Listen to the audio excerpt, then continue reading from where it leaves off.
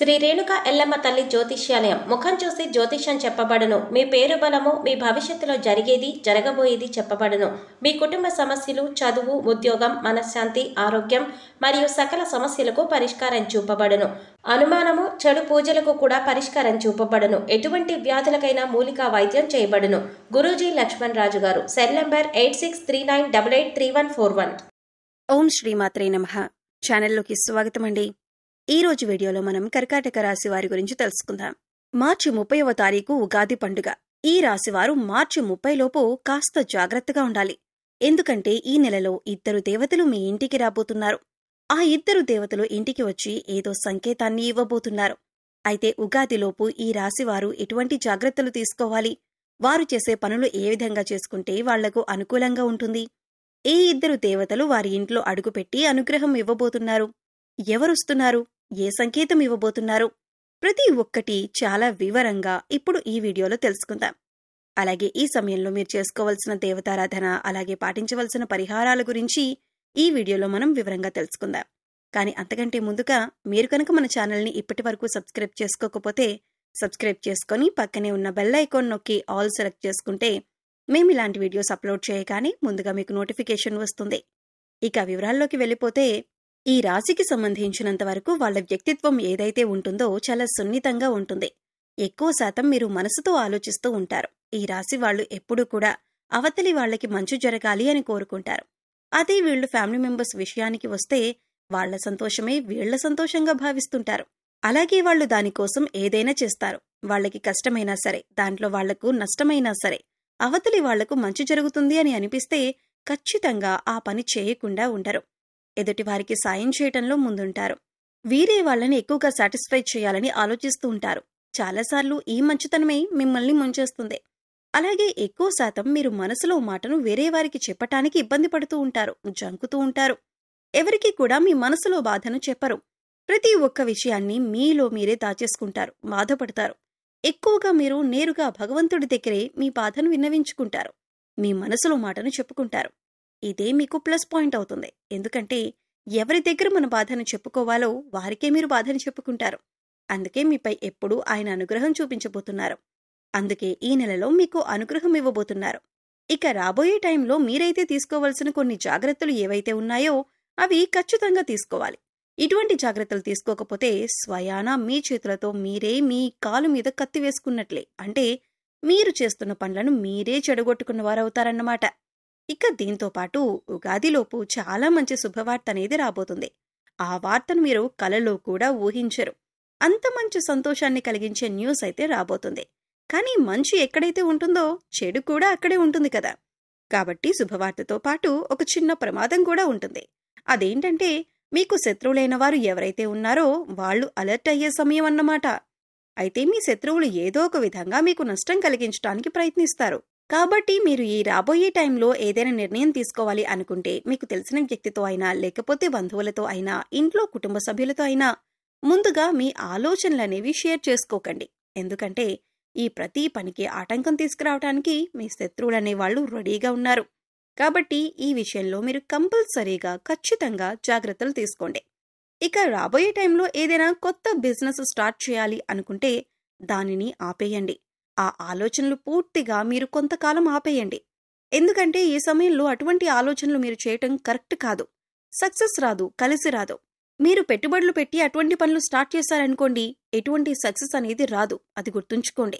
దాంతోపాటు ఎక్కడా కూడా ఎవరికి కూడా ఎంత మిత్రులైనా సరే, ఎంత బంధువైనా సరే, దగ్గర వాళ్ళైనా సరే డబ్బనేది అప్పుగా తీసుకోకండి. అలాగే వాళ్ళు అప్పుగా మిమ్మల్ని అడిగినా కూడా మీరు డబ్బులు వాళ్ళకి ఇవ్వకండి. ఎందుకంటే ఈ సమయంలో మీకు మీ చేతుల మీదుగా ఇచ్చిన డబ్బులు, అలాగే మీరు డబ్బులు తీసుకున్నా అది మీకు అస్సలు కలిసనేది రాదు. కాబట్టి ఈ సమయంలో లావాదేవీల్లో మీరు ఎక్కువగా జాగ్రత్తలుగా ఉండడం మంచిది. ఇక దాంతోపాటు కేవలం డబ్బు విషయంలోనే కాకుండా నోటికి సంబంధించిన విషయంలో కూడా జాగ్రత్తగా ఉండాలి. ఎవరితో అయినా మీరు మాట్లాడేటప్పుడు కొంచెం ఆలోచించి మాట్లాడండి. ముందుగా ప్రశాంతంగా మాట్లాడండి. ఆవేశపడుతూ కోపాన్ని ప్రదర్శిస్తూ మీకు మాట్లాడారంటే చాలా సమస్యల్లో పడే అవకాశం ఉంది. భవిష్యత్తులో చాలా సమస్యలకు దారితీస్తుంది. అలాగే ఎక్కడైనా గొడవలు జరుగుతున్నా అది మీ ఫ్రెండ్స్ మధ్యలో కావచ్చు, లేదా మీ బంధువుల మధ్యలో కావచ్చు, ఇంట్లో కావచ్చు, ఇటువంటి గొడవల్లో మీరు కలగజేసుకోవటం మాత్రం మంచిది కాదు. ఎంత తక్కువగా మీరు ఇన్వాల్వ్ అయితే అంత మంచిది. ఒకవేళ తప్పించుకోలేని పరిస్థితి అయితే మీరు ఉండండి, గొడవలు చూడండి, వినండి, కానీ మీ సలహాలు మాత్రం ఇవ్వకండి. ఇక మీకు రాబోతున్న అతిపెద్ద శుభవార్త ఏదైతే ఉందో, మీరు ఇప్పటిదాకా అనుకున్న పనులు మొదలుపెట్టి ఆగిపోయిన పనులన్నీ కూడా పూర్తవుతాయి. ఈ సమయంలో ఆ పనులన్నీ జరుగుతాయి. మీరు ఏదైనా కొనాలి అనుకున్నా, మీరు ఏదైనా తీర్చాలి అనుకున్నా, మీకు ఏదైనా కావాలి అనుకున్నా అన్నీ కూడా ఈ సమయంలో తీరే అవకాశం కనిపిస్తుంది. ఒకవేళ కుటుంబ సమస్యలు, బంధువుల్లో సమస్యలు, కోర్టుకు సంబంధించిన సమస్యలు, ఇలాంటివన్నీ సమస్యలు తగ్గుముఖం పడతాయి. ఏ సమస్య మీద మీరు పాజిటివ్గా సమాధానం రావాలని కోరుకుంటున్నారో అలాగే పాజిటివ్గా మీకు రిజల్ట్ అనేది ఉంటుంది. ఇక దానికి తోడు ఈ సమయంలో దూర ప్రయాణం చేసే అవకాశం కూడా ఉంటుంది. అలాగే ఈ ప్రయాణంలో కూడా మీరు మంచిగా ఎటువంటి గొడవలకి తావు లేకుండా ప్రయాణాన్ని ప్లాన్ చేసుకోండి. హ్యాపీగా ఎంజాయ్ చేయండి. మీ ప్రణాళికని బట్టి మీ ట్రావెలింగ్ అనేది విజయవంతమవుతుంది. ఎక్కువ శాతం మీ మైండ్ని ప్రశాంతంగా ఉంచుకోండి. మీ కులదైవం కావచ్చు, మీకు ఇష్టమైన దైవం కావచ్చు, ఎవరో ఒకరి మంత్రాన్ని స్మరిస్తూ ఉండండి. ఈ నెలంతా కూడా మీకు వీలైతే తప్పకుండా ప్రతినిత్యం దేవాలయానికి వెళ్ళండి. మీ పేరేదైతే ఉందో ఆ పేరుకు సంబంధించిన దైవాన్ని దేవాలయానికి వెళ్ళి దైవ దర్శనం చేసుకోండి. లేదు కుదరలేదు అనే పక్షంలో కనీసం ఆ దైవం పేరునైనా స్మరిస్తూ ఉండండి. మీకంతా మంచి జరుగుతుంది. ఇక దీంతో పాటు మీ హెల్త్ విషయంలో కూడా మీరు జాగ్రత్తలు తీసుకోవాలి. ఎందుకంటే ఈ టైంలో మీకు జలుబు, దగ్గు వంటి అనారోగ్య సమస్యలు వచ్చే అవకాశం ఉంది. దాంతోపాటు నడుముకి సంబంధించిన నడుము కింద భాగంలో నొప్పి కానీ ఇంకేదైనా ప్రాబ్లం కానీ ఉండొచ్చు. ఎక్కువగా టెన్షన్ పడవలసిన అవసరం లేదు. కాస్త శ్రద్ధ వహించండి. మీరు ముఖ్యంగా చేయవలసిన పని ఏంటంటే వాటర్ని ఎక్కువ శాతం తాగండి. ఇకపోతే మీ జీవితంలో రాబోతున్న ఇద్దరు దేవతలు ఎవరు అంటే, ముందుగా అన్నపూర్ణాదేవి. అన్నపూర్ణాదేవి పార్వతీదేవికి మారు రూపం. పార్వతీదేవి ఎక్కడైతే ఉంటుందో శివుడు అక్కడే ఉంటారు. ఒకేసారి ఇద్దరు దేవతల అనుగ్రహం మీకు కలుగుతుంది. చూడండి, అన్నపూర్ణాదేవి ఎక్కువ శాతం ఎక్కడ ఉంటుందంటే మన కిచెన్ భాగంలో ఉంటుంది. కాబట్టి ఈ సమయంలో మీరు ఖచ్చితంగా నైట్ టైంలో పడుకునేటప్పుడు మీ ఉత్తర దిక్కులో మీ కిచెన్లో ఎక్కడైతే ఉత్తర దిశ ఉంటుందో రాత్రి పడుకునేటప్పుడు మీ కిచెన్ అంతా శుభ్రం చేసుకుని నార్త్ సైడ్ చక్కగా ఒక నెయ్యితో దీపం వెలిగించాలి. లేకపోతే గోధుమ పిండితో నెయ్యి దీపం వెలిగించండి. అన్నపూర్ణాదేవి కోసం ఈ నెయ్యి దీపాన్ని వెలిగించాలి. వెలిగించిన తర్వాత మీరు వచ్చేసి పడుకోండి. మరుసటి రోజు ఉదయాన్నే కొండెక్కిన ఆ దీపాన్ని తీసేసి గోధుమ పిండి అట్టు వేసి ఆవుకు కానీ కుక్కకు కానీ తినిపించండి. నిత్యం మీ మీద అన్నపూర్ణాదేవి కటాక్షం అనేది ఉంటుంది. ఇక రెండోది ధనిత్రీదేవి. ధనిత్రీదేవి అంటేనే దేవుళ్ళందరికీ వైద్యం చేసేవాళ్ళన్నమాట. ఇక ఎక్కడైతే ధనిత్రీదేవి అడుగు పెడుతుందో అక్కడ ఎటువంటి అనారోగ్య సమస్యలు ఉండవు. కాబట్టి ఈ ఇద్దరు దేవతలు మీ ఇంటికి రాబోతున్నారు.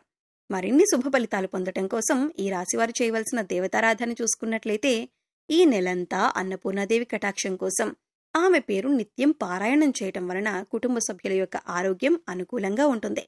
ఎటువంటి ఆకలి బాధలు దరిచేరవు. ఈ సమయంలో మరింత అభ్యున్నతిని పొందటం కోసం మీరు పాటించవలసిన పరిహారాలు చూసుకున్నట్లయితే అన్నపూర్ణాదేవి ఆలయంలో అన్నదానం చేయించండి. అలాగే ఆవులకు ఆహారాన్ని తినిపించండి. సో చూశారు కదండి, వీడియో నచ్చితే ఖచ్చితంగా లైక్ చేయండి. మరిన్ని మంచి వీడియోల కోసం ఇప్పుడే మా ఛానల్ని సబ్స్క్రైబ్ చేసుకోండి.